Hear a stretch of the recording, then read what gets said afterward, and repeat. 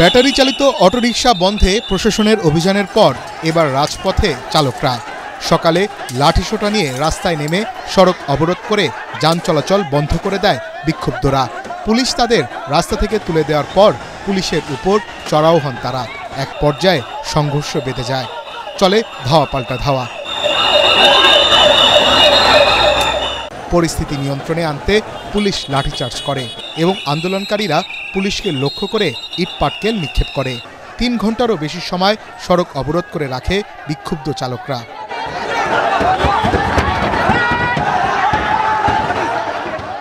এর আগে মিরপুর ১, ১২, ১৪ থেকে মিছিল নিয়ে এসে সবাই জড়ো হয় মিরপুর ১০ নম্বর গোলচত্বরে।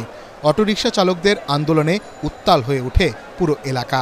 যানবাহন চলাচল বন্ধ করে দিয়ে সড়কে বসে পড়ে তারা।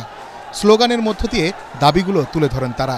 ৭০% মাল হলো বাইরেতে ইনপুট করছে, তাহলে আপনারা ইনপুট চালু করে রাখছেন আর সাধারণ পাবলিক আমরা কিনছি। সরকারে বানানি দেখাইছে, আমরা এটা এখন কিনিয়ে টাকা দিয়ে কিনিয়ে চালাইতেছি। আমরা গরিব মানুষ, কি করে খাবো? আমরা তেমন শিক্ষিতও না। ৪৭ লাখ অটো আছে পুরো বাংলাদেশের ভিতরে। ডাম্পিং থেকে ২৫০০ টাকা রাখার বিল দেয়, এরপরে আরো খরচ আছে ৫০০।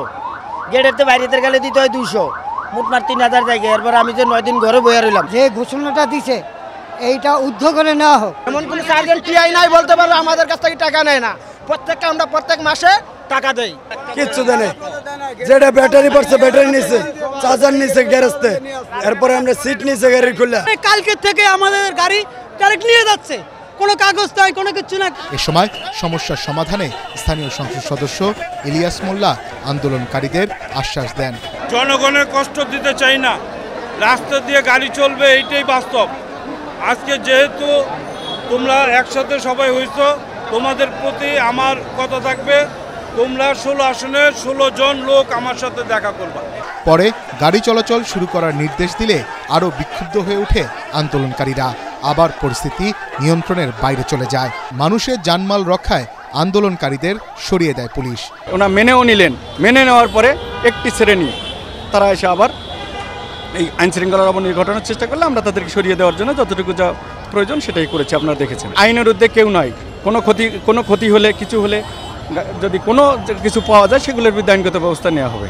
অসুস্থ রোগীদেরও পায়ে হেঁটে বাসায় যেতে দেখা যায়। ভারী মালামাল নিয়েও চরম বিপাকে পড়েন অনেকে।